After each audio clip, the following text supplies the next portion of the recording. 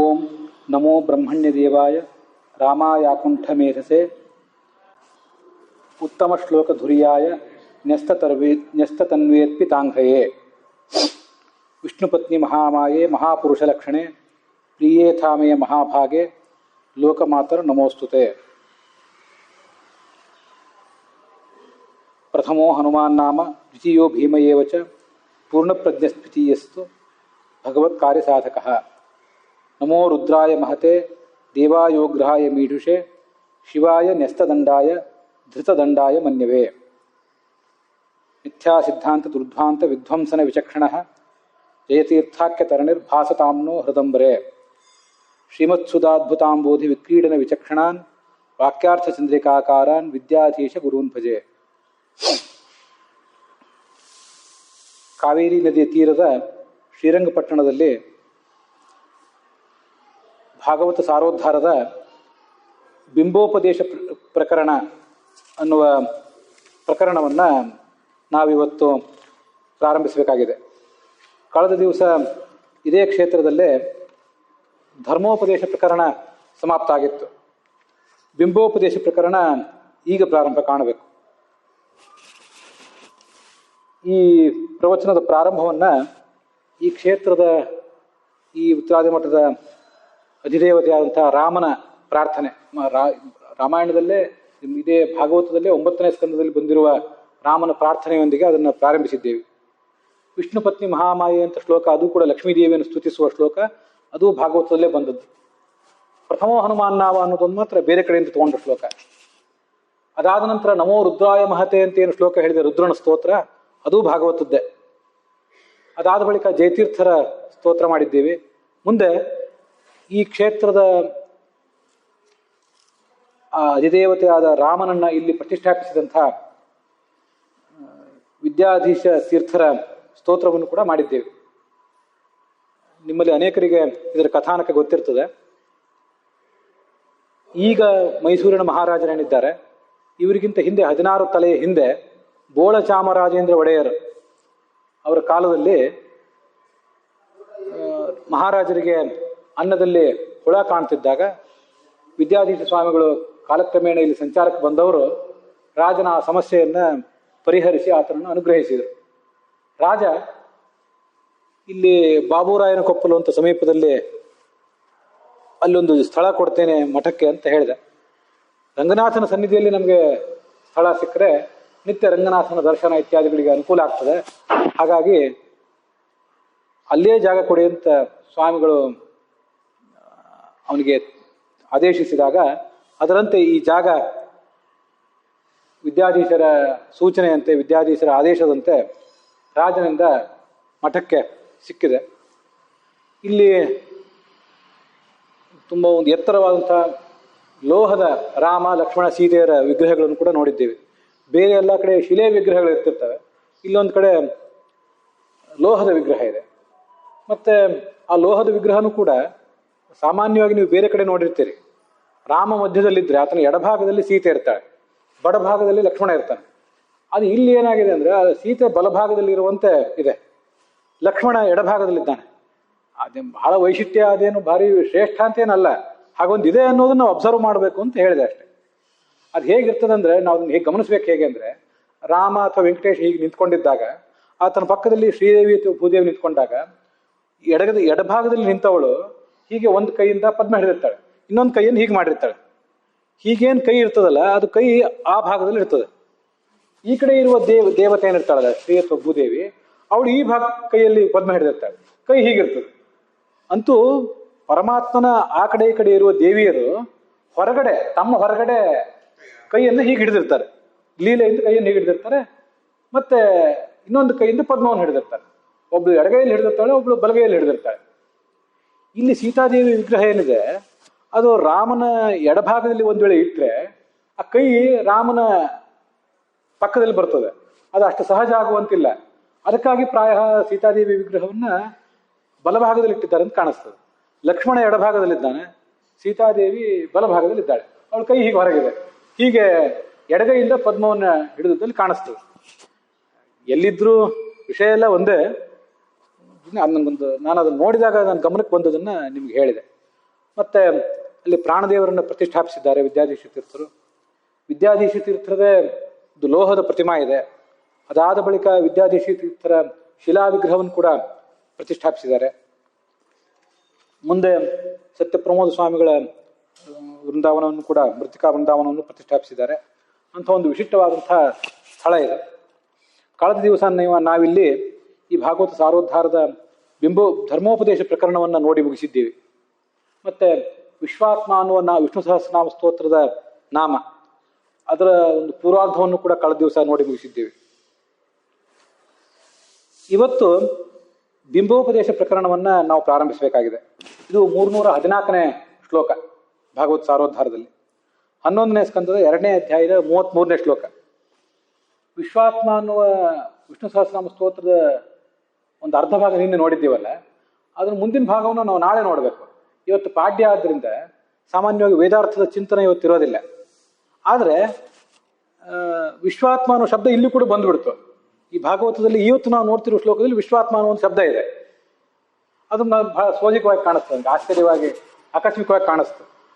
ಮತ್ತೆ ಅದನ್ನು ಪರಮಾತ್ಮನ ಪರವಾಗಿ ಅರ್ಥ ಮಾಡಬೇಕು ಅಂತ ನನಗೆ ಇವತ್ತು ಪೂರ್ವಾವಲೋಕನ ಮಾಡ್ತಾ ಕೂತಾಗ ಹೊಳಿತು. ಅದನ್ನು ಹೇಳ್ತೇನೆ. 11ನೇ ಸ್ಕಂದದಲ್ಲಿ ವಿದೇಹರಾಜನಿಗೆ ಅನೇಕ ಜನ ಮುನಿಗಳು ಉಪದೇಶ ಮಾಡಿದ ಒಂದು ಪ್ರಸಂಗ ಇದೆ, ಜಾಯಂತೆಯ ಉಪಾಖ್ಯಾನ. ಅದನ್ನೆಲ್ಲ ನೀವೆಲ್ಲ ಕೇಳೇ ಇದ್ದೀರಿ.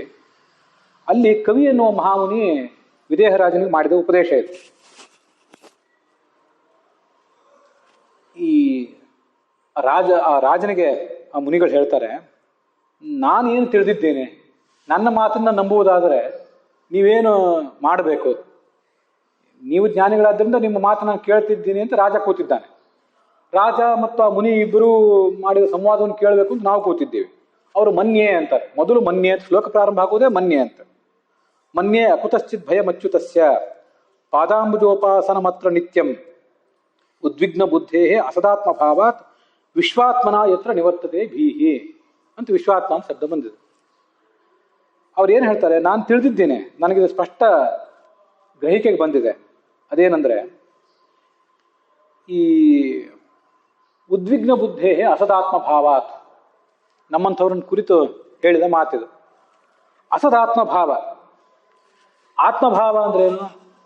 ಇದೆಲ್ಲವನ್ನೂ ನಾನು ಪಡ್ಕೋಬೇಕು, ಎಲ್ಲವನ್ನೂ ನಾನು ಅನುಭವಿಸ್ಬೇಕು. ಏನೇನಿದೆ ಜಡ ಚೇತನ ಈ ಸೃಷ್ಟಿಯಲ್ಲಿ ಏನೇನಿದೆ, ಏನು ಸಾಧ್ಯವೋ ಅತಿ ಹೆಚ್ಚಿಂದನ್ನು ನಾನು ಗಳಿಸ್ಬೇಕು, ಅತಿ ಹೆಚ್ಚು ಸುಖ ಪಡಬೇಕು ಅಂತ ನಮ್ದೊಂದು ಪ್ರವೃತ್ತಿ. ಅದ್ರದ್ದು ಏನಾಗಿದೆ ಅಂದ್ರೆ ಅಸದಾತ್ಮ ಭಾವ. ನಮ್ಮದು ಅಲ್ಲದೇ ಇದ್ದದ್ದನ್ನ ನಾವು ನಮ್ಮದನ್ನಾಗಿ ಮಾಡಿಕೊಂಡು ಅದರಿಂದ ಸುಖ ಪಡುವ ಪ್ರವೃತ್ತಿಯಲ್ಲಿ ಇದ್ದೀವಿ. ಸಂಸಾರ ಹೇಗಿದೆ ಅಂದ್ರೆ, ನಮ್ಮದು ಆದದ್ದು ಯಾವುದಿದೆ ಅದನ್ನೇ ನೆಚ್ಚಿಕೊಂಡು ಬದುಕುವ ಪರಿಸ್ಥಿತಿ ಇಲ್ಲ ಸಂಸಾರದಲ್ಲಿ.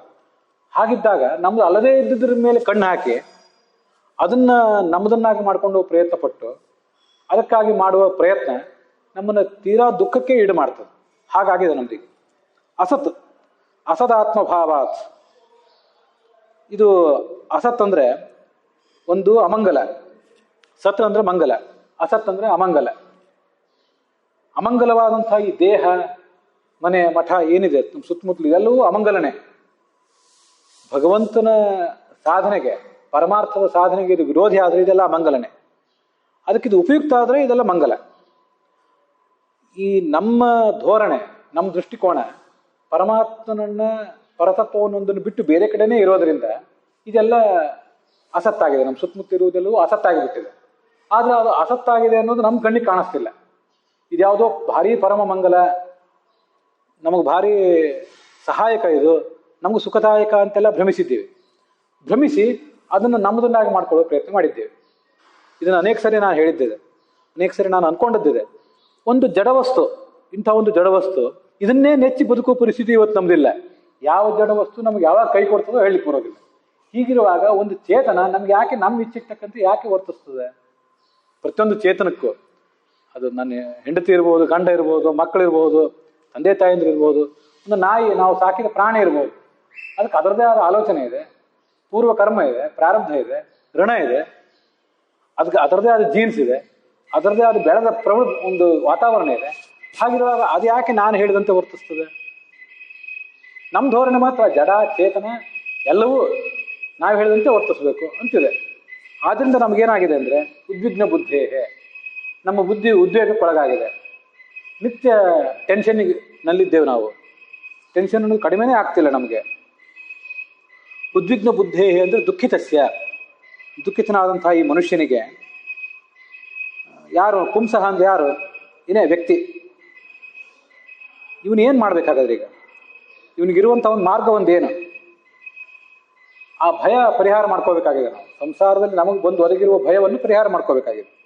ಅದೇನು ಮಾಡಬೇಕು ಅಂದರೆ ಭಗವಂತನ ಪಾದಕಮಲದ ಭಜನೆ ಒಂದನ್ನು ಬಿಟ್ಟರೆ ಇವನು ದುಃಖವನ್ನು ಕಳೆದು ಇವನಿಗೆ ಸುಖವನ್ನು ಕೊಡುವಂಥ ಮಾರ್ಗ ಇನ್ನೇನೂ ಇಲ್ಲ ಅನ್ನೋದನ್ನು ನಾನು ನನ್ನ ಅನುಭವದಿಂದ ಕಂಡಿದ್ದೀನಿ ಅಂತಾರವರು. ಈ ವಿಷಯದಲ್ಲಿ ಬೇರೆ ಯಾರಿಗೋ ಮಾತು ಕೇಳಿಯೂ ಉಪಯೋಗ ಇಲ್ಲ. ನಿಮ್ದೇನಾದ್ರು ಅಭಿಪ್ರಾಯ ಇದ್ರು ಹೇಳಿ ಅಂತ ಇನ್ಯಾರಂದು ಕೇಳಿ ಉಪಯೋಗ ಇಲ್ಲ. ಯಾಕೆಂದ್ರೆ ಅವ್ರು ಯಾರಿಗೂ ಕೂಡ ಮೊದಲನೇದಾಗಿ ಈ ಎಲ್ಲ ಪ್ರಾಪಂಚಿಕ ವಸ್ತುಗಳು ಅಮಂಗಲ ಅಂತ ಗೊತ್ತಿಲ್ಲ. ಇದನ್ನ ನೆಚ್ಚಿಕೊಂಡು ಬದುಕಿ ಉಪಯೋಗ ಇಲ್ಲ ಅಂತ ಗೊತ್ತಿಲ್ಲ, ಅವರಿಗೆ ಏನೂ ಗೊತ್ತಿಲ್ಲ. ಹಾಗಿದ್ದಾಗ ಈ ಅವರು ತಾವೇ ದುಃಖದಲ್ಲಿರುವವರು ಈ ಎಲ್ಲ ದುಃಖಗಳನ್ನು ಪರಿಹರಿಸಿಕೊಳ್ಳುವ ಉಪಾಯವನ್ನು ಅವರೇನು ಹೇಳ್ಯಾರು? ಅದನ್ನು ಬೇರೆ ಯಾರನ್ನು ಕೇಳಿ ಉಪಯೋಗ ಇಲ್ಲ. ಕೇಳುವುದಾದ್ರೆ ಕವಿ, ದ್ರುಮಿಳ ಮೊದಲಾದ ಮಹಾಮುನಿಗಳಿದ್ದಾರಲ್ಲ, ಅಂತಹ ಮುನಿಗಳನ್ನು ಕೇಳಬೇಕು. ವಿದೇಹ ಅಂತಹ ಮುನಿಗಳನ್ನು ಕೇಳಿದ್ರಿಂದ ಅವನಿಗೆ ಸರಿಯಾದ ಉತ್ತರ ಸಿಕ್ತು. ಅಂತಹ ದೊಡ್ಡ ಜ್ಞಾನಿಗಳಾದ್ರಿಂದ ಸುದೀರ್ಘವಾದ ನನ್ನ ಅನುಭವದಿಂದ, ಮುನಿ ಅಂದರೆ ಅದೆಷ್ಟು ಕಾಲ ತಪಸ್ಸು, ಸ್ವಾಧ್ಯಾಯ ಇತ್ಯಾದಿಗಳನ್ನು ಮಾಡಿ ನಾನಾ ಥರದ ಸುಖ ದುಃಖ ತನ್ನದನ್ನು ತಾನು ಉಂಡು ಬೇರೆಯವರು ಅನುಭವಿಸುವ ಸುಖ ದುಃಖ ಎಲ್ಲ ಕಣ್ಣಾರೆ ನೋಡಿ ಈ ಜಗತ್ತಿನಲ್ಲಿ ಧರ್ಮ ಒಂದೇ ನಮ್ಮನ್ನು ಎತ್ತಿ ಹಿಡಿಯುವ ತತ್ವ, ಇನ್ಯಾವುದೂ ಇಲ್ಲ ಅಂತ ಅವನಿಗೆ ಮನವರಿಕೆ ಆಗಿರ್ತದೆ. ಅದಕ್ಕಾಗಿ ಅವನ ಮಾತನ್ನು ನಂಬಬೇಕು. ಮಹಾಭಾರತ ಹೇಳ್ತದೆ ನಮಗೆ, ಧರ್ಮೇ ಮತಿರ್ಭವತು ಸತತೋತ್ಥಿತಾನಾಂ ಸ ಏಕ ಏವ ಪರಲೋಕಗತಸ್ಯ ಬಂಧು ಅರ್ಥಾಃ ಸ್ತ್ರೀಯಶ್ಚ ನಿಪುಣೈರಪಿ ಸೇವ್ಯಮಾನಾಃ ನೈವ ಆಪ್ತ ಭಾವ ಉಪಯಾಂತಿ ನಚ ಸ್ಥಿರತ್ವಂ. ತುಂಬ ಸುಂದರವಾದ ಶ್ಲೋಕ ಅದು.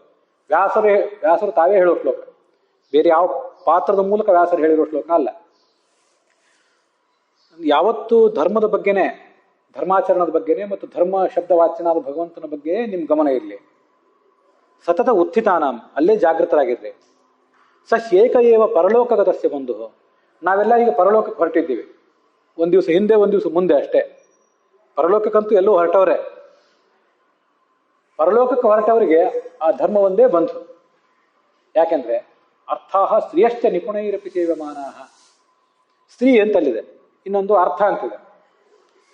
ಅದನ್ನ ಎಷ್ಟು ಸರಿ ವ್ಯಾಖ್ಯಾನ ಮಾಡಿದ್ರು, ಎಷ್ಟು ಸರಿ ಅದನ್ನು ಮನನ ಮಾಡಿಕೊಂಡ್ರು ನನಗೇನು ಸಮಾಧಾನ ಕಾಣ್ತಿಲ್ಲ.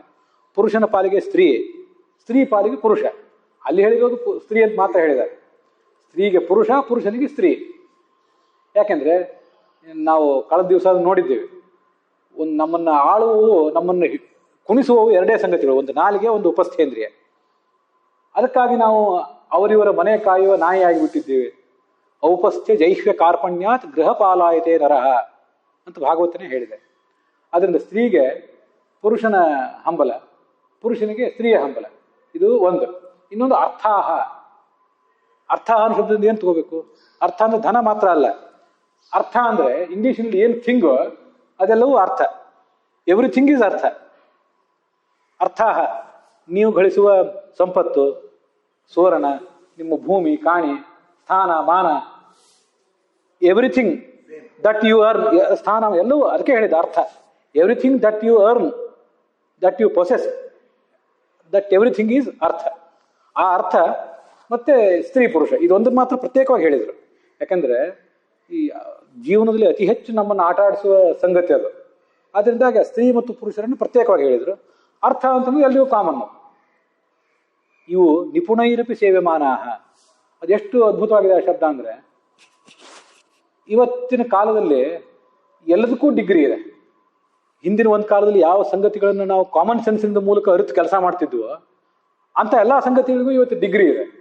ನಿಪುಣೈರಪಿ, ಚೆನ್ನಾಗಿ ದುಡ್ಡು ಗಳಿಸ್ಬೇಕು, ಚೆನ್ನಾಗಿ ಸುಖ ಪಡಬೇಕು ಅಂತ ನಾವು ಒಂದು ವೇಳೆ ತೀರ್ಮಾನ ಮಾಡಿದರೆ ನಿಮಗೆ ಒಳ್ಳೆ ಎಜುಕೇಶನ್ ಕೊಡ್ತೇವೆ ಬನ್ನಿ ಅಂತ ಮೊದಲನೇದಾಗಿ.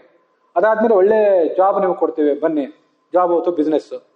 ಇದೆಲ್ಲ ಆದ್ಮೇಲೆ ಒಳ್ಳೆ ಸಂಗತಿಗಳನ್ನು, ಮೆಟೀರಿಯಲ್ ಕಂಫರ್ಟ್ಸನ್ನು, ಏನೇನು ಬೇಕು ಅದೆಲ್ಲ ನಮ್ಮ ಹತ್ರ ಇದೆ ಬನ್ನಿ. ಮತ್ತು ಇವೆಲ್ಲವನ್ನೂ ಹೇಗೆ ದುಡ್ಡು ಗಳಿಸ್ಬೇಕು, ದುಡ್ಡು ಗಳಿಸಿದಾದ್ಮೇಲೆ ಸುಖ ಹೇಗೆ ಪಡಬೇಕು ಅನ್ನೋದಕ್ಕೆಲ್ಲ ಡಿಗ್ರಿಗಳಿವೆ. ಬಹಳ ಆಶ್ಚರ್ಯವಾಗಿದೆ ಈಗಿನ ಕಾಲ. ಅದನ್ನು ನಿಪುಣೈರಪಿ ಸೇವಮಾನಾಹ, ಬಹಳ ಏನೋ ಇನ್ಸ್ಟಿಂಕ್ಟಿವ್ಲಿ ಸುಖ ಪಡುವುದಲ್ಲ, ವಿತ್ ಅಕ್ವೈರ್ಡ್ ಎಕ್ಸ್ಪರ್ಟೈಸ್, ಚೆನ್ನಾಗಿ ನೈಪುಣ್ಯವನ್ನು ಗಳಿಸಿ ಈ ಕೆಲಸ ಮಾಡಬೇಕು, ಸುಖ ಪಡಬೇಕು ಅಂತಲೇ ದೈಹಿಕ ಮಾನಸಿಕ ನೈಪುಣ್ಯವನ್ನು ಪಡೆದು ನೀವು ಸುಖ ಪಡ್ಲಿಕ್ಕೆ ಹೊರಟ್ರು ನೈವ ಆಪ್ತ ಭಾವಂ ಉಪಯಾಂತಿ. ದೂರದಿಂದ ನೋಡ್ಲಿಕ್ಕೆ ಭಾರಿ ಸುಖ ಅಂದೇನು ಅಂತ ಕಾಣಿಸ್ತದೆ, ಜಡ ಚೇತನ ಎಲ್ಲಾನು. ಒಳಗೆ ಹೊಕ್ಕಿ ನೋಡಿದ್ರೆ, ಹೊಕ್ಕಿ ಬಹಳ ಹೊತ್ತಾದ್ಮೇಲೆ, ಸುಖದ ಆಳ ತಲುಪಿದ ಮೇಲೆ, ಸುಖದ ಎತ್ತರ ತಲುಪಿದ ಮೇಲೆ ಖಾಲಿ ಖಾಲಿ ಅನಿಸ್ತದೆ ಮನುಷ್ಯನಿಗೆ. ಅನೇಕ ಬಾರಿ ಹೇಳ್ಕೊಂಡಿದ್ದೇ ಇದೆ ನಾನು. ಈ ಜಗತ್ತಿನಲ್ಲಿ ಯಾವುದೇ ಗುರಿ, ಜಡವನ್ನು ಗಳಿಸುವ ಗುರಿ, ಚೇತನವನ್ನು ಗಳಿಸುವ ಗುರಿ, ಗುರಿಯನ್ನ ತಲುಪುವಾಗ ಏನೋ ಥ್ರಿಲ್ ಇರ್ತದೆ, ಗುರಿ ತಲುಪಿದ ಮೇಲೆ ಅದಿರೋದಿಲ್ಲ. ಅದು ದೊಡ್ಡ ಸಮಸ್ಯೆ ಈ ಜಗತ್ತಿನ. ಮತ್ತದು ಸ್ಥಿರವಾಗಿರೋದಿಲ್ಲ, ಬೇರೆ ಸ್ಥಿರವಾಗಿರೋದಿಲ್ಲ. ಅದರಿಂದ ಮನುಷ್ಯನಿಗೆ ಆ ಥ್ರಿಲ್ ಇಲ್ಲಂತೆ ಆಗ್ತದೆ. ಥ್ರಿಲ್ ಇಲ್ಲದೇ ಇದ್ದುದಕ್ಕಾಗಿ, ಆ ನವೀನತೆ ಇಲ್ಲದೇ ಇದ್ದುದಕ್ಕಾಗಿ ಮತ್ತೆ ಮನುಷ್ಯ ಚಡಪಡಿಸ್ತಾನೆ, ಸ್ಥಿರ ಆಗಿರೋದಿಲ್ಲ. ನೈವ ಆಪ್ತ ಭಾವಂ ಉಪಯಾಂತಿ ನಚ ಸ್ಥಿರತ್ವಂ, ಮಹಾಭಾರತ ಹೇಳೋ ಮಾತು. ಅದಕ್ಕಾಗಿ ಇವನು ಉದ್ವಿಗ್ನ ಬುದ್ಧಿಯಾಗಿದ್ದಾನೆ. ಅವನಿಗಾಗಿ ಇರುವ ಒಂದೇ ಮಾರ್ಗ, ದುಃಖವನ್ನು ಮರೆಯುವ, ಸುಖವನ್ನು ಪಡೆಯುವ ಒಂದೇ ಮಾರ್ಗ ಅಂದ್ರೆ ಅಕುತಶ್ಚಿತ್ ಭಯಂ ಅಚ್ಯುತಸ್ಯ ಪಾದಾಂಬುಜೋಪಾಸನಂ. ಅವನ ಪಾದಕಮಲವನ್ನು ಉಪಾಸಿಸುವುದು ಒಂದೇ ಮಾರ್ಗ. ಆ ಪಾದಕಮಲಗಳ ಉಪಾಸನೆ ಏನಿದೆ ಅದು ವಸ್ತುತಃ ಪಾದಕಮಲಕ್ಕೆ ಯಾರ್ದು ಭಯವೂ ಇಲ್ಲ. ಭಗವಂತ ತಸ್ಮಾತ್ ರಜೋರಾಗ ವಿಷಾದ ಮನ್ಯು ಅಂತ ಏನು ನರಸಿಂಹದೇವ್ರ ಶ್ಲೋಕ ಇದೆ. ಮಾನಸ್ಪೃಹ ಭಯ ದೈನ್ಯಾದಿ ಮೂಲಂ ಹಿತ್ವಾ ಗೃಹಂ ಸಂಸ್ಕೃತಿ ಚಕ್ರವಾಲಂ ನೃಸಿಂಹ ಪಾದಂ ಭಜತಾ ಕುತೋ ಭಯಂ. ನರಸಿಂಹನ ಪಾದಕ್ಕೆ ಅಕುತೋ ಭಯ ಅಂತ ಒಂದು ವಿಶೇಷಣ ಕೊಟ್ಟಿದ್ದಾರೆ. ಅದು ಭಾಗವತದಲ್ಲಿ ಬರೋ ಶ್ಲೋಕ. ಸಂಸಾರವನ್ನು ಬಿಟ್ಟುಬಿಡಿ. ಯಾಕೆಂದ್ರೆ ಈ ಸಂಸಾರ ನೀವಲ್ಲಿ ಒಳ ಹೊಕ್ಕರೆ ರಾಗ, ಅಪೇಕ್ಷೆ, ವಿಷಾದ, ಡಿಪ್ರೆಷನ್, ಮನ್ಯು, ಕೋಪ, ಭಯ, ಸ್ಪೃಹ, ದುರಾಸೆ, ಭಯ, ದೈನ್ಯ, ಇನ್ನೊಬ್ಬರ ಮುಂದೆ ಹಂಬಲಾಗಿ ಬದುಕಬೇಕು. ಇದಕ್ಕೆ ಮೂಲ ಇದೆ. ಇಲ್ಲಿ ಎರಡು ಸಂಗತಿಗಳು. ಒಂದ, ನಾವು ಇನ್ನೊಬ್ಬರಿಗೆ ಭಯ ಪಡಿಸ್ತೇವೆ, ಅವ್ರ ಮುಂದೆ ದೀನರಾಗಿ ಬದುಕ್ತೀವಿ. ಅಥವಾ ಇನ್ನೊಬ್ಬರನ್ನ ನಮ್ಮ ಮುಂದೆ ದೀನರನ್ನಾಗಿ ಮಾಡಿ ಅವ್ರನ್ನ ದುರುಪಯೋಗ ಮಾಡಿಕೊಂಡು ಅವ್ರನ್ನ ಹೆದರಿಸಿ, ಒಂದ ನಾವು ಹೆದರ್ತೀವಿ, ಒಂದ ಅವ್ರನ್ನ ಹೆದರಿಸ್ತೇವೆ. ಒಂದ ನಾವು ಉದ್ವಿಗ್ನರಾಗ್ತೀವಿ ಅಥವಾ ಇನ್ನೊಬ್ಬರನ್ನ ಉದ್ವಿಗ್ನರನ್ನಾಗಿ ಮಾಡ್ತೀವಿ. ಸಂಸಾರದಲ್ಲಿ ನಾವೇನಾದ್ರೂ ಬದುಕಿದ್ದೀವಿ ಅಂದ್ರೆ ಇವೆರಡು ಬಿಟ್ಟು ಬೇರೆ ಏನಿಲ್ಲ ಪ್ರಾಯ. ಇದರಲ್ಲಿ ಎಲ್ಲಾ ಮಾನವ ಸಂಬಂಧಗಳು ಕೂಡ, ಎಲ್ಲಾ ಸಂಬಂಧಗಳು ಇದರಲ್ಲಿ ಅಡಕಾಗಿ ಹೋಗಿವೆ. ಆದ್ರಿಂದ ಈ ಸಂಸಾರವನ್ನು ಬಿಡ್ರಿ. ಅಕುತೋ ಭಯವಾದ ನರಸಿಂಹನ ಪಾದಕಮಲವನ್ನು ಭಜಿಸಿರಿ. ಅಂದ್ರೆ ಸ್ವಯಂ ನರಸಿಂಹನ ಪಾದಕಮಲಕ್ಕೆ ಅವನಿಗೆ ಯಾವ ಭಯವೂ ಇಲ್ಲ, ಅವನನ್ನು ನೆನೆದವರಿಗೂ ಕೂಡ ಯಾವ ಭಯವೂ ಇಲ್ಲ. ಆ ಅರ್ಥ ಅದರಿಂದ ಬರ್ತದೆ. ಇಲ್ಲೂ ಅದೇ ಇರೋದು, ಅಕುತಶ್ಚಿತ್ ಭಯಂ ಅಂತ ಅದೇ ಶಬ್ದನೇ ಇರೋದು. ಅಕುತಶ್ಚಿತ್ ಭಯ ಅದು. ಮತ್ತು ಅದನ್ನು ಭಜನೆ ಮಾಡಿದ್ರಿಂದ ಏನಾಗ್ತದೆ ಅಂದ್ರೆ ವಿಶ್ವಾತ್ಮನ ಯತ್ರ ನಿವರ್ತತೆ ಭೀಹಿ. ಅದನ್ನೇನಾದ್ರೂ ನೀವು ಭಜನೆ ಮಾಡಿದ್ದಾದ್ರೆ, ಭೀ ಅಂದ್ರೆ ಭಯ, ಅದು ವಿಶ್ವಾತ್ಮನ. ಏನದು ವಿಶ್ವಾತ್ಮನ ಅಂದ್ರೆ ಸರ್ವಾತ್ಮನ ಸಂಸಾರ ದುಃಖ ನಿವರ್ತಕಂ. ವಿಶ್ವಾತ್ಮನ ಅಂದ್ರೆ ಸರ್ವಾತ್ಮನ ಅಂದ್ರೆ ಕಂಪ್ಲೀಟ್ಲಿ ಅಂತ ಅರ್ಥ. ಇದು ಸಂಸ್ಕೃತದ ವೈಶಿಷ್ಟ್ಯ. ಈಗ ಕಂಪ್ಲೀಟ್ಲಿ ಅಂತ ನಾವು ಒಂದು ಇಂಗ್ಲೀಷ್ನಲ್ಲಿ ಪ್ರಯೋಗ ಮಾಡಿದರೆ, ಅಥವಾ ಪೂರ್ಣವಾಗಿ ಅಂತ ಇಂಗ್ಲೀಷ್ನಲ್ಲಿ ಪ್ರಯೋಗ ಮಾಡಿದರೆ ಅದು ಕ್ರಿಯಾ ವಿಶೇಷಣ, ಅಡ್ವರ್ಬ್. ಅದನ್ನ ಭಗವಂತನಿಗೆ ಅನ್ವಯಿಸ್ಲಿಕ್ಕೆ ಬರೋದಿಲ್ಲ. ಇದು ಸಂಸ್ಕೃತ ಸ್ವಾರಸ್ಯ. ವಿಶ್ವಾತ್ಮನ ಅಂತ ನೀವು ಶಬ್ದ ಪ್ರಯೋಗ ಮಾಡಿದರೆ ಇದನ್ನು ನೀವು ಬೇಕಾದ್ರೆ ಅಡ್ವರ್ಬ್ ಆಗಿ ಯೂಸ್ ಮಾಡ್ಬೋದು. ವಿಶ್ವಾತ್ಮನಾದ ಭಗವಂತನ ಅನುಗ್ರಹದಿಂದ ಅಂತಲೂ ಅರ್ಥ ಮಾಡ್ಬೋದು. ಇದು ಸಂಸ್ಕೃತ ಸುವರ್ಣದಂಥ ಭಾಷೆ. ಹೇಗೂ ಅದನ್ನು ತಿದ್ದಿ ಅದಕ್ಕೊಂದು ರೂಪ ಕೊಡ್ಬೋದು. ನಾನು ವಿಶ್ವಾತ್ಮ ಅನ್ನೋ ಶಬ್ದದ ಗುಂಗಿನಲ್ಲಿ ನಿನ್ನೆ ಇದ್ದಿದ್ದರಿಂದ ವಿಶ್ವಾತ್ಮನ ಕಂಪ್ಲೀಟ್ ಆಗಿ ನೀವು ಆ ಭಯವನ್ನು ಪರಿಹಾರ ಮಾಡ್ಕೋತೀರಿ. ಯಾರಿಂದ ಅಂದ್ರೆ ವಿಶ್ವಾತ್ಮನಾದ ಭಗವಂತನ ಅನುಗ್ರಹದಿಂದ. ತೃತೀಯ ವಿಭಕ್ತಿಯೂ ಹೌದದು. ವಿಶ್ವಾತ್ಮನಾದ ಎಲ್ಲ ಕಡೆ ಅಂತರ್ಯಾಮಿಯಾದ ಭಗವಂತನ ಅನುಗ್ರಹದಿಂದ ವಿಶ್ವಾತ್ಮನ ಕಂಪ್ಲೀಟ್ಲಿ ನೀವೆಲ್ಲ ಭಯವನ್ನು ಕಳ್ಕೋತೀರಿ ಅಂತ ಹೀಗದರ ತಾತ್ಪರ್ಯ. ಅದು ಸರಿಯೇ. ಯಾಕಂದ್ರೆ ನಾರಾಯಣ ವರ್ಮ ಏನು ಹೇಳಿದೆ ಅಂದ್ರೆ ಯಥಾಹಿ ಭಗವಾನೇವ ವಸ್ತುತ ಸದಸತ್ಯಯತ್ ಸತ್ಯೇ ನಾನೇನ ಸರ್ವೇ ಯಾಂತು ನಾಶಂ ಉಪದ್ರವಾಹ. ಭಗವಂತನನ್ನ ವಿಶ್ವಾತ್ಮ ಅಂತ ಉಪಾಸನೆ ಮಾಡುವುದರ ಒಂದು ಫಲ ಏನು ಅಂದ್ರೆ ಯಥಾಹಿ ಭಗವಾನೇವ ವಸ್ತುತ ಸದಸತ್ಯಯತ್. ಇಡೀ ಸತಸತಾತ್ಮಕವಾದ ಈ ವಿಶ್ವವೆಲ್ಲವೂ ಕೂಡ ಭಗವಾನೇ. ಸತ್ ಅಂದ್ರೆ ಪೃಥ್ವಿ, ಅಪ್ಪು, ತೇಜಸ್ಸು, ಈ ಮೂರು ಸತ್ ಅಂತ. ವಾಯು ಆಕಾಶಗಳನ್ನು ಅಸತ್ ಅಂತ. ಅಂತೂ ಇವೆಲ್ಲವೂ ಜಡ ಆಗಲಿ ಚೇತನ ಆಗಲಿ ಏನೇ ಆಗಲಿ, ಒಟ್ಟು ಈ ಎಲ್ಲ ಪ್ರಪಂಚವೂ ಕೂಡ ಭಗವಾನೇವ, ಷಡ್ಗುಣೇಶ್ವರಿ ಸಂಪನ್ನನಾದ ಭಗವಂತನೇ ಆಗಿದ್ದಾನೆ. ಅರ್ಥಾತ್ ಭಗವಂತನಿಂದ ವ್ಯಾಪ್ತವಾಗಿದೆ, ಭಗವಂತನ ಅಧೀನವಾಗಿದೆ. ಇದಕ್ಕಿಂತ ದೊಡ್ಡ ಸತ್ಯ ಇನ್ನೇನಿದೆ? ಜಗತ್ತಿನಲ್ಲಿ ನಾವು ತಿಳಿಯಬೇಕಾದ ಒಂದೇ ಸತ್ವ, ಬಹಳ ಮಹತ್ವದ ತತ್ವ ಇದೆ. ಯಾಕೆಂದ್ರೆ ಭಗವದ್ಗೀತಾ ಏನು ಹೇಳ್ತದೆ? ವಾಸುದೇವ ಸರ್ವಮಿತಿ ಸಮಹಾತ್ಮ ಸುದುರ್ಲಭ. ಸರ್ವವೂ ವಾಸುದೇವಮಯ, ಅಂದ್ರೆ ವಾಸುದೇವನ ಅಧೀನ, ವಾಸುದೇವನಿಂದ ವ್ಯಾಪ್ತ ಅಂತ ತಿಳ್ಕೊಂಡ್ರೆ ಅವನು ಮಹಾತ್ಮ, ಅವನು ಸುದುರ್ಲಭ ಅಂತ ಹೇಳಿದೆ. ಅದು ಪ್ರವಚನ ಹೇಳೋ ಸುಲಭ. ಎಲ್ಲ ಕಡೆ ವಾಸುದೇವ ಇದ್ದಾನೆ ಅಂತ ಕಂಡು ಆ ಪ್ರಕಾರ ಎಲ್ಲ ಕಡೆಯೂ ನಮಸ್ಕಾರ ಮಾಡುವಂಥ ಒಂದು ನಮ್ರತೆ, ಮತ್ತೆ ಎಲ್ಲ ಕಡೆ ಭಗವಂತ ಇರುವುದರಿಂದ ನನಗೇನು ಭಯ ಇಲ್ಲ ಅನ್ನುವ ಧೈರ್ಯ. ಯಸ್ಮಾನ್ ನೋದ್ವಿಜತೆ ಲೋಕಃ ಲೋಕಾನ್ ನೋದ್ವಿಜತೆ ಚಯ. ಜ್ಞಾನಿಯ ಪ್ರಧಾನ ಲಕ್ಷಣ ಏನಂದ್ರೆ ಇವನನ್ನು ನೋಡಿ ಜಗತ್ತಿಗೆ ಟೆನ್ಷನ್ ಆಗಬಾರ್ದು, ಜಗತ್ತನ್ನು ನೋಡಿ ಇವನಿಗೆ ಟೆನ್ಷನ್ ಆಗಬಾರ್ದು. ಅದು ಜ್ಞಾನಿಯ ಪ್ರಧಾನ ಲಕ್ಷಣ. ಯಾವ ಕಾರಣಕ್ಕಾಗಿಯೂ ನನ್ನ ಜಾತಿಯ ಕಾರಣದಿಂದ, ನನ್ನ ಪಾಂಡಿತ್ಯದ ಕಾರಣದಿಂದ, ನನ್ನ ಕುಲದ ಹಿನ್ನೆಲೆ ಕಾರಣದಿಂದ, ನಾನು ಗಂಡೆಂಬ ಕಾರಣದಿಂದ, ನನ್ನ ಅಧಿಕಾರ ಸ್ಥಾನಮಾನ ಇತ್ಯಾದಿ ಕಾರಣದಿಂದ, ಯಾವ ಕಾರಣದಿಂದಲೂ ಇನ್ನೊಬ್ಬರಿಗೆ ದುಃಖ ಉದ್ವೇಗ ಆಗಬಾರ್ದು. ಅವನಿಗೆ ಬೇಕು ಅನ್ಸಿದ್ರೆ ಸಂತೋಷದಿಂದ, ಗೌರವದಿಂದ, ಪ್ರೀತಿಯಿಂದ ನನ್ನ ಹತ್ರ ಬರುವಂತಿರ್ಬೇಕು. ಇದು ನಾನು ಜ್ಞಾನಿ ಅಂತ ಅನ್ಸ್ಕೋಬೇಕಾದ್ರೆ ಇದು ನನ್ನ ಪ್ರಧಾನ ಲಕ್ಷಣ ಇದೆ. ಮತ್ತೆ ಲೋಕಾನ್ನೋದ್ವಿಜತೆ ಚಯ, ಜಗತ್ತಿಗೆ ನಾನು ಹೆದರಬಾರ್ದು ಕೂಡ. ಯಾಕೆ ಹೆದರ್ತಾರೆ ಅಂದ್ರೆ ಪರಮಾತ್ಮ ಸರ್ವತ್ರ ವ್ಯಾಪ್ತನಾಗಿದ್ದಾನೆ, ಅವನು ಕಾಪಾಡ್ತಾನೆ ಅನ್ನೋ ಭರವಸೆ ಇಲ್ಲದೆ ಹೋದ್ರೆ ಇನ್ನೊಬ್ರಿಗೆ ಹೆದರ್ತಾನೆ. ಇದು ನಮ್ಮ ಸಮಸ್ಯೆ. ಅವೆರಡೂ ನಮ್ಗೆ ಇಲ್ಲದೆ ಇರೋದರಿಂದ ಭಗವಂತ ಎಲ್ಲ ಕಡೆ ಇದ್ದಾನೆ ಅನ್ನುವ ಮಾತಾಡ್ತೇವೆ, ಆದರೆ ಕಾರ್ಯರೂಪಕ್ಕೆ ತರುವಲ್ಲಿ ಅದು ನಾವು ಎಡವುವುದರಿಂದ ನಮ್ಗೆ ಇನ್ನೊಬ್ಬರಿಂದ ಭಯ, ಮತ್ತೆ ಆದ್ರಿಂದ ನಾವು ಇನ್ನೊಬ್ಬರನ್ನ ಭಯ ಪಡಿಸ್ಲಿಕ್ಕೆ ಹೋಗ್ತೇವೆ. ಇದು ನಮ್ಮ ಸಮಸ್ಯೆ. ಅದಕ್ಕೆ ಸತ್ಯೇನಾನೇನ, ಇದೊಂದು ದೊಡ್ಡ ಸತ್ಯ. ಸತ್ಯೇನಾನೇನ ಸರ್ವೇ ಯಾಂತು ನಾಶಂ ಉಪದ್ರವಾಹ. ನಮ್ಮ ಎಲ್ಲ ಉಪದ್ರವಗಳು ಕೂಡ ಲೌಕಿಕ ಜಗತ್ತಿನಲ್ಲಿ ನಾವು ಕಾಣುವ ಉಪದ್ರವಗಳು, ಪರಜಗತ್ತಿನಲ್ಲಿ ನಾವು ಕಾಣುವಂತಹ ಪರಜಗತ್ತಿನ ಸಾಧನೆಯಲ್ಲಿ ಶ್ರವಣ ಮನನ ಧ್ಯಾನ ಪ್ರವಚನ ಇತ್ಯಾದಿಗಳಲ್ಲಿ ನಾವು ಎದುರಿಸುವ ಎಡರು ತೊಡರುಗಳು, ಎಲ್ಲ ಉಪದ್ರವಗಳು ಕೂಡ ಹೊರಟೋಗ್ತವೆ. ಕಲಿಯುಗದಲ್ಲಿ ವಿಶೇಷವಾಗಿ ನಾವು ನಾರಾಯಣ ವರ್ಮ ಇತ್ಯಾದಿಗಳನ್ನು ಪಾರಾಯಣ ಮಾಡಬೇಕು. ಯಾಕೆಂದ್ರೆ ಕಲಿಯುಗದಲ್ಲಿ ನಮ್ಮ ಸಮಸ್ಯೆ ಏನು ಹೇಳ್ತದೆ? ಭಾಗವತ ಹೇಳಿದ್ದಾರೆ, ಮಂದಾಶ್ಚ ಮಂದಭಾಗ್ಯಾಶ್ಚ ಕಲಾವಸ್ಮಿನ್ ಯುಗೇ ಜನಾಹ ಉಪದ್ರುತಾಹ. ಇವ್ರ ಬುದ್ಧಿ ಕಡಿಮೆ, ಇವ್ರ ಅದೃಷ್ಟ ಕಡಿಮೆ, ನಾನಾ ಥರದ ಉಪದ್ರವಗಳು ಬೇರೆ ಇವರಿಗೆ. ಭಾಗವತ ಹೇಳಿದ ಆಯುಷ್ಯ ಕಡಿಮೆ. ಹೀಗೆ ಉಪದ್ರವ ಬಹಳ ಇದೆ ಇವರಿಗೆ. ಆ ಉಪದ್ರವಗಳನ್ನೆಲ್ಲ ಜಡದಿಂದ ಬರಲಿ, ಚೇತನದಿಂದ ಬರಲಿ, ಎಲ್ಲಿಂದನೇ ಬರಲಿ, ಆ ಎಲ್ಲ ಉಪದ್ರವಗಳನ್ನು ಕೂಡ ಭಗವಂತ ಸರ್ವತ್ರ ವ್ಯಾಪ್ತ, ಅವನು ಸರ್ವಕ್ಕೂ ನಿಯಾಮಕ ಅನ್ನುವ ಸತ್ಯವನ್ನು ತಿಳ್ಕೊಂಡ್ರೆ ಅದೆಲ್ಲ ಹೋಗ್ತದೆ. ನಾರಾಯಣ ವರ್ಮ ಹೇಳಿದೆ. ಮತ್ತು ಇದು ಅದನ್ನೇ ಹೇಳಿದೆ, ವಿಶ್ವಾತ್ಮನಾದ ಭಗವಂತನಿಂದ, ಭಗವಂತನ ಅನುಗ್ರಹದಿಂದ, ತೃತೀಯ ವ್ಯಕ್ತಿಗೆ ಆ ಅರ್ಥ. ಮತ್ತು ವಿಶ್ವಾತ್ಮ ಅಂದರೆ ಕಂಪ್ಲೀಟ್ಲಿ ಆ ಅರ್ಥನೂ ಇದೆ. ಯತ್ರ ನಿವರ್ತತೆ ಭೀಹಿ, ಇಲ್ಲಿ ಎಲ್ಲ ಭಯಗಳು ಸಮೂಲವಾಗಿ ಅಂತಾನೆ ಕನ್ನಡದಲ್ಲಿ ಅನುವಾದ ಮಾಡಿದ್ದಾರೆ.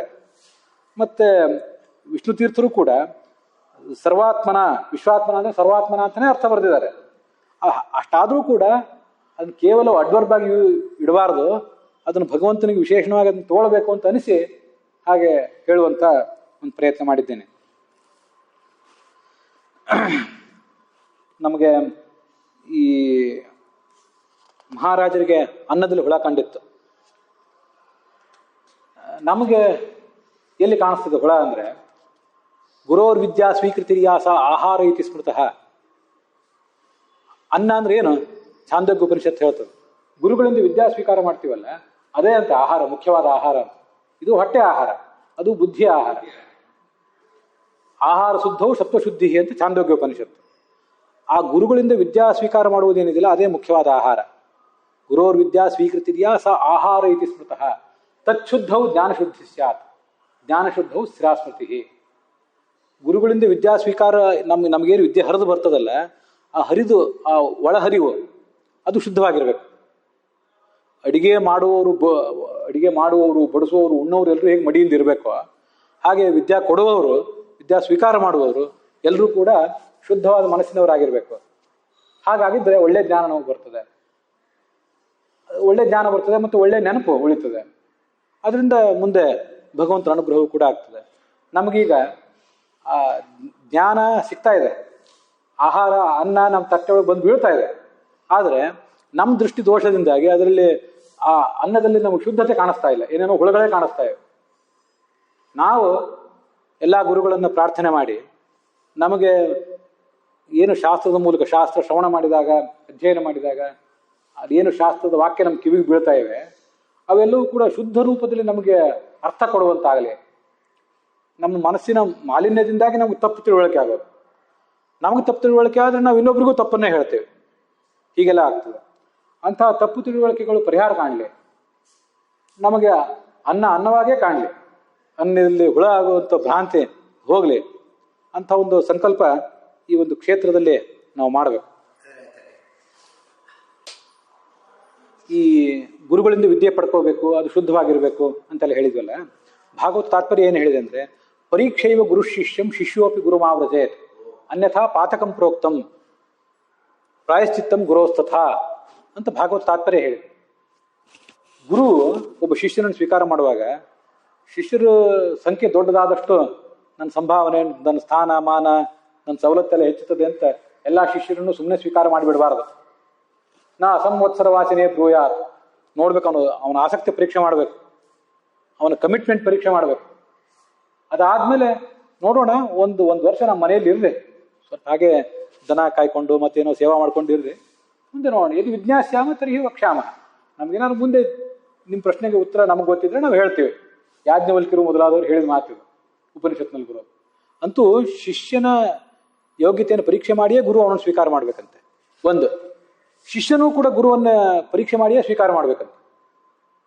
ಇಲ್ಲದೆ ಹೋದರೆ ಅನ್ಯಥಾ ಪಾತಕಂ ಪ್ರೋಕ್ತಂ, ಶಿಷ್ಯನಾದವನು ಗುರುವನ್ನು ಪರೀಕ್ಷೆ ಮಾಡದೆ ಅವಸರದಿಂದ ಸ್ವೀಕಾರ ಮಾಡಿಬಿಟ್ರೆ ಶಿಷ್ಯನಿಗೆ ಪಾತಕ ದೋಷ ಇದೆ ಅಂತ, ಪಾಪ ಬರ್ತದಂತ. ಮತ್ತೆ ಗುರು ಅಯೋಗ್ಯನಾದ ಶಿಷ್ಯನನ್ನ ಸ್ವೀಕಾರ ಮಾಡಿದ್ರ ಫಲವಾಗಿ ಪ್ರಾಯಶ್ಚಿತ್ತ ಮಾಡ್ಕೋಬೇಕಾಗ್ತದೆ. ಇಲ್ಲೊಂದು ಪ್ರಶ್ನೆ, ಸಾಮಾನ್ಯವಾಗಿ ಶಿಷ್ಯ ಅಂತ ಆದವನು ಗುರುವನ್ನ ಅರಸಿ ಹೋಗುವಾಗ ಇವನಿಗೆ ಕಡಿಮೆ ಜ್ಞಾನ ಇರ್ತದೆ. ಕಡಿಮೆ ಜ್ಞಾನ ಇದ್ದವನು ಹೆಚ್ಚು ಜ್ಞಾನ ಇದ್ದವನನ್ನು ಅರಸಿ ಹೋಗ್ತಾನೆ. ಮತ್ತು ಇವನಿಗೆ ಕಡಿಮೆ ಜ್ಞಾನ ಇದ್ದಾಗ ಅವನು ಯಾವ ಗುರುವಿಗೆ ಹೆಚ್ಚಿನ ಜ್ಞಾನ ಇದೆ, ಯಾರು ಸರಿಯಾಗಿ ಹೇಳ್ತಾರೆ, ಯಾರಿಗೆ ತಪ್ಪಾಗಿ ಹೇಳ್ತಾರೆ ಅಂತ ಗೊತ್ತಾಗೋದು ಹೇಗೆ ಅಂತ ಒಂದು ಜಿಜ್ಞಾಸೆ ಬರ್ತದೆ. ಅನೇಕ ಜನ ಅದಂತ ಪ್ರಶ್ನೆ ಕೇಳಿದ್ದಾರೆ. ಸರಳವಾದ ಉತ್ತರ ಒಂದು ಹೇಳ್ತೇನೆ. ಈ ಹಂತದಲ್ಲಿ, ನಾವಿರೋ ಹಂತದಲ್ಲಿ ಅಷ್ಟು ಪೂರ್ಣವಾಗಿ ನಾವು ಪರೀಕ್ಷೆ ಮಾಡ್ಲಿಕ್ಕೆ ಬರೋದಿಲ್ಲ, ಒಪ್ತೇನೆ. ಆದರೂ ನಾವು ಕಣ್ಮುಚ್ಚಿ ಕೂಡಬಾರದು. ಹೇಗೆ? ಈಗ ನಾವು ಒಂದು ಊರಿಗೆ ಬಂದು ಸೆಟ್ಲ್ ಆದೆವು. ಸ್ವಲ್ಪ ಕಾಲ ಆದಮೇಲೆ ನಮ್ಮ ಒಂದು ಯಾರೋ ವೈದ್ಯರ ಹತ್ರ ಹೋಗ್ಬೇಕಾಯ್ತು.